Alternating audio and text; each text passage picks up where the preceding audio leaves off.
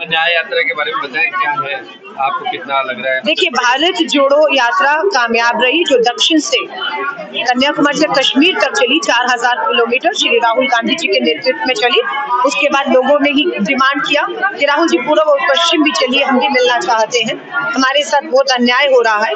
तो तय हुआ कि राहुल गांधी जी अब 6713 किलोमीटर चलेंगे, पूर्व से पश्चिम चलेंगे, मणिपुर से मुंबई तक चलेंगे और ये यात्रा 14 जनवरी को मणिपुर से शुरू होगी और 20 मार्च को ये मुंबई पे जाकर इसका जो है समापन होगा। और इस यात्रा का मकसद यही है कि देश में जो अन्याय हो रहा है पिछले 10 सालों से, उनको न्याय दिलाना है। पूछा जा रहा है यात्रा कब तक? यात्रा न्याय का हक मिल जाने तक जारी रहेगी। अन्याय किसके साथ हो रहा है वे पूछ रहे हैं।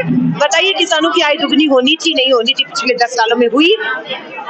न्यूनतम समर्थन मूल्य पर कानून मिलना था, मिला? किसानों का कर्ज माफ होना था, हुआ? नहीं हुआ। यानी कि न्याय का हक अधूरा है और ये यात्रा उन्हें न्याय दिलाने की है।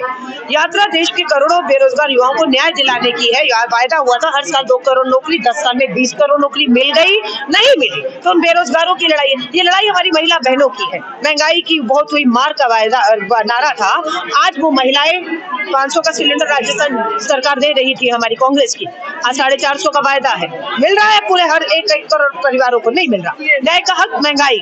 आप कहेंगे महिला सुरक्षा, न्याय का हक अधूरा है। मणिपुर की बेटियों के साथ सामूहिक बलात्कार होता है, सुप्रीम कोर्ट हस्तक्षेप करती है तो कार्रवाई होती है।